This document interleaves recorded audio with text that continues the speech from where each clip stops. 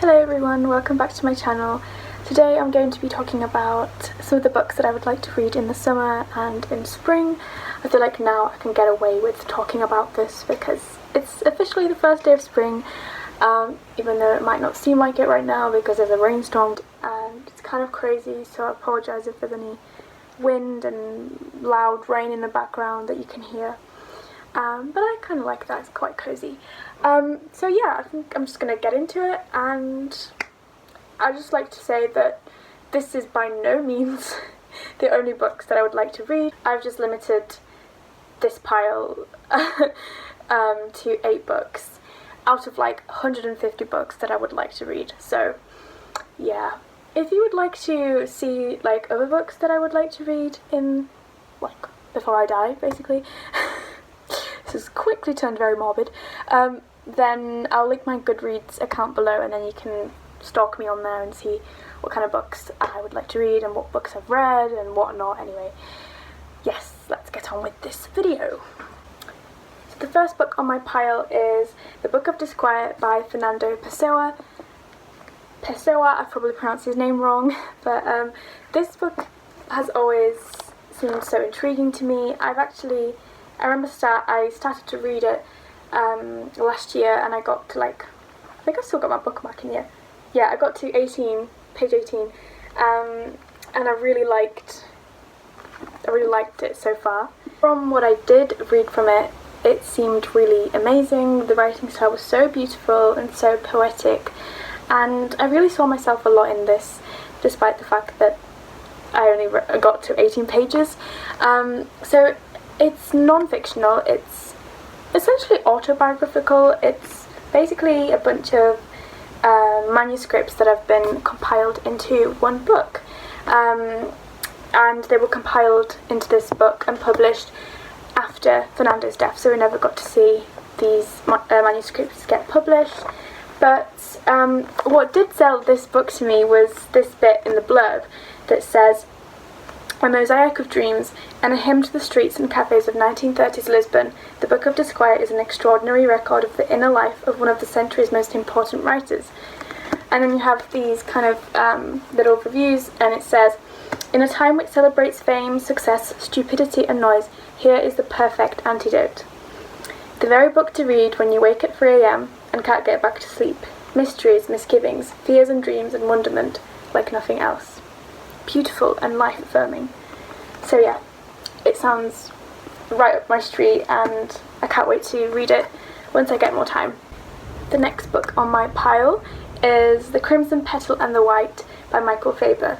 This has been on my list for so long, ever since... Okay, so admittedly I was recommended this by a TV show, Gilmore Girls. I love Gilmore Girls. I've rewatched it 3 times because there's so many amazing book references in that show, and this is one of them. And it just sounded really intriguing to me. I'll read the blurb to you guys. "Sugar, an alluring 19-year-old prostitute in the brothel of the peculiar Mrs. Castaway, yearns for a better life, and when she is visited by William Rackham, the somewhat reluctant heir to Rackham Perfumeries, she begins an ascent through the strata of 1870s London society that offers us intimacy with a host of lovable, maddening, and superbly realised characters. Gripping from the first page, this hugely acclaimed novel is an intoxicating and deeply satisfying read. Not only a wonderful story, but the creation of an entire extraordinary world." So yeah, that definitely sounds like my kind of book. Just the whole atmosphere of it sounds interesting. Victorian London, a really powerful female character, and there's one review on this that says, "A book like this is even better than sex." So, you know, you be the judge of that. That sounds pretty good to me. The next book on my pile is Dr. Zhivago by Boris Pasternak. I don't know if I've pronounced his name right, probably haven't, but yeah, this is one of those books that I feel like is so well known, but I don't actually know what it's about properly, but it does say it's one of the greatest love stories ever told, so it must be pretty good. Yes, on my blurb it says, Dr. Zhivago is the epic novel of Russia in the throes of revolution and one of the greatest love stories ever told. Yuri Zhivago, physician and poet, wrestles with a new order and confronts the changes cruel experience has made in him and the anguish of being torn between the love of two women. Yeah. I've been told that this book is, it has moments in it that not much happens in it, and there's like apparently this really long bit where they're on the train and it's like loads of pages long and not much happens in that scene, but I actually really love it when books manage to make something so detailed and interesting despite not much happening. So yeah, I'm really excited to read this and to find out why it's such a big novel, and apparently has quite lovable and likeable characters in this, which is always a bonus. So yes, I'm really excited. The next book that I've picked up is Tender as the Night by F. Scott Fitzgerald. This is a book that I've been wanting to read for ages. Ever since I read The Great Gatsby, I've been wanting to read more Scott Fitzgerald books because I love his writing style. It's so beautiful. So that alone is just worth reading. But I don't actually know much about this story. I know that it's about kind of like a deteriorating marriage or relationship. Actually, you know what? I'll read the blurb, but I won't read it from my book. I'll read it from Goodreads. So on Goodreads it says, set on the French Riviera in the late 1920s, Tender as the Night is the tragic romance of the young actress Rosemary Hoyt and the stylish American couple Dick and Nicole Diver. A brilliant young psychiatrist at the time of his marriage, Dick is both husband and doctor to Nicole, whose wealth goads him into a lifestyle not his own and whose growing strength highlights Dick's harrowing demise. A profound study of the romantic concept of character, Tender as the Night is lyrical, expansive and hauntingly evocative.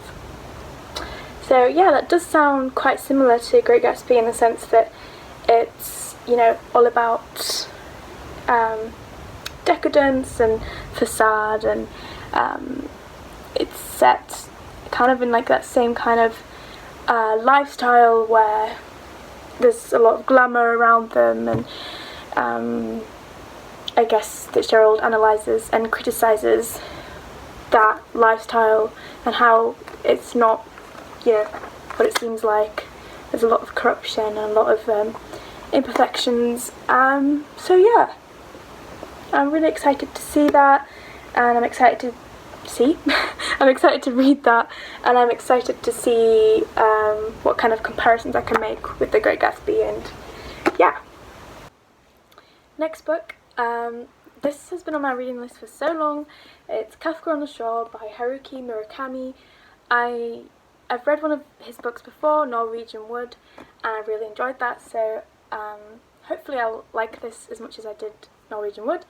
This one is apparently surreal, so I'm guessing it's going to be a bit more experimental.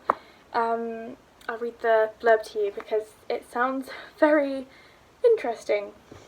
Kafka on the Shore follows the fortunes of two remarkable characters.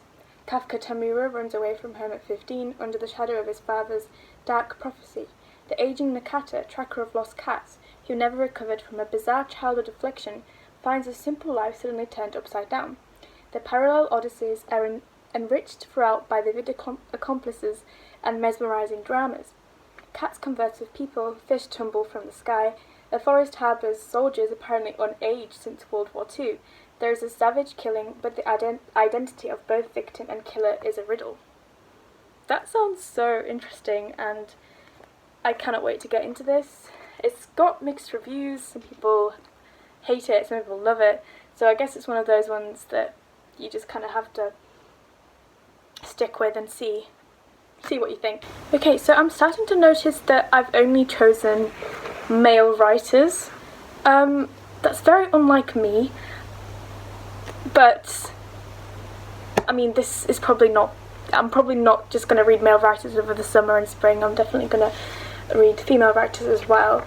To be honest, last year I read pretty much just female writers, so I think this year I'm kind of wanting to, explore male writers a bit more. But yeah, the next book that I've just picked up is Catch-22 by Joseph Heller. This is one that I've just always wanted to read. I feel like I keep saying that, but it's true. I think it's like a satire of, well, like war and kind of a dystopia a little bit. I might have just completely made that up, but I think it does get compared to novels like Slaughterhouse-Five, which is one of my favourite books by Kurt Vonnegut, and what's the other one? There's another one. 1984. I think it's kind of like, it has like the same element of criticism behind it. But once again, I'll read the blurb to you guys. Oh, actually, there isn't a blurb. But there's an interesting review by the Financial Times that says, "Blessedly, monstrously, bloatedly, cynically funny, and fantastically unique. No one has ever written a book like this." And I remember reading that before and thinking that just puts it into so much perspective. Yeah, and I love books that use humour, because a lot of the time I actually can't laugh at books. That makes me sound humourless. I promise I'm not humourless. It's just, yeah, it takes a lot. It's a specific type of humour that I love, and hopefully this will be it. So, I'm excited. I haven't really explained the plot to you guys. What I do know about this, though, is that it's apparently an anti-war satire. Anything to do with that kind of thing always intrigues me. For example, what's the film that I would really like to watch? Strange Love, I think, by Stanley Kubrick. I think that's kind of a similar kind of thing, where it satirises war and the absurdity of it. So I think that might be kind of similar, and hopefully I'll get something out of it. So, because it is quite a hefty one, it's got very small print, but yes, I'll have plenty of time in the summer when I finish uni, and can't wait. The next book on my pile, we're getting there, guys, there's 2 more books, and that's The Go-Between by L.P. Hartley. This, I remember, actually, I've got a funny story behind this. I never intended to actually have this on my bookshelf, because I remember ordering a Neil Gaiman book. I think it was Stardust, which I still haven't read. This was like in 2016, so it's been 5 years. And instead of receiving that in my post, I got this. So I don't know what happened there, but I guess it must be some kind of fate from the universe telling me to read this. But this does sound really interesting. It's kind of one of those coming-of-age books that has kind of like dark undertones. So I'll read the blurb to you guys. When one long hot summer young Leo is staying with a school friend at Brandham Hall, he begins to act as a messenger between Ted, the farmer, and Marion, the beautiful young woman up at the hall. He becomes drawn deeper and deeper into their dangerous game of deceit and desire, until his role brings him to a shocking and premature revelation, the haunting story of a young boy's awakening into the secrets of the adult world. The Go-Between is also an unforgettable evocation of the boundaries of Edwardian society. So yeah, it kind of reminds me, the blurb on that reminds me of the story in Atonement. You've got this young protagonist witnessing and interpreting something from the adult world, and maybe misinterpreting it, and yeah, sounds interesting, and also kind of gothic, which I love. Another one that I'm really looking forward to reading. And finally, the last one that I'm going to mention in this video. God, the rain and the wind. I don't know if you can hear it, but it sounds crazy. I hope my roof doesn't blow off. So, yes, where was I? In Search of Lost Time by Marcel Proust. Volume 1, Swan's Way. Everything that's apparently within this book just sounds like everything that I'm completely fascinated by, mesmerised by, and I don't know how I haven't read it yet, because it's one of those ones that really, it's the type of book that would really draw me in, and I just know that. Also, Marcel Proust, she has the same birthday as me, July 10th, and I don't share my birthday with anyone cool apart from Marcel Proust, so I think that we're meant to be. We're meant to unite. I actually have quite a happy memory discovering Marcel Proust for the first time. I was in a bookshop in Edinburgh with my boyfriend, and it was really late at night. It was like 9 p.m. Like, what bookshop is open at 9 p.m? And it was this huge bookshop. It had like 4 floors, and you could get lost in it for hours. And I remember being in this one section, and I picked up a few Virginia Woolf books, and then he picked, and we were talking about the concept of time, because Virginia Woolf masters that very well in her books. And then Charlie, my boyfriend, he picked up this book, not this exact book, but a copy of this book, and he said that, oh, if you're interested in time and you're really sentimental and nostalgic for past and memories, you'll really love this, because that is literally the whole plot of the book. And I remember reading the first page of it, and I was completely fascinated by the writing. It was quite hard to get into. It was 9 p.m. I was quite tired from the day of walking, but I still really wanted to read on, and I don't know how I haven't yet. There's this one really amazing review on Goodreads, and I'm just going to read a part of his review out to you, because it really sounds compelling and makes me want to read it even more than I already do. So he writes, "Open the novel to any page and you are likely to find a long, flowing sentence full of love and longing for the depths of existence. Proust is a virtuoso. His famously complex sentences rise and fall in dramatic fashion, carefully pulling incredible aerobatics of emotion across the page like a violinist does with sound in only the most elite of classical compositions. If it isn't obvious, I quickly became utterly smitten with Proust. Even Virginia Woolf read Proust in awe. Some of the finest passages that have ever graced my eyes are found in this volume." Guys, I have to read this as soon as possible. Maybe on my birthday, so I can celebrate my birthday and his birthday. It just sounds so enchanting and beautiful. And if you're a very sentimental person, then I'm sure this will resonate with you and you'll connect with it so much. And it seems like the perfect book to read in the summer. So yes, I'm very, very excited for this. And that is it for today.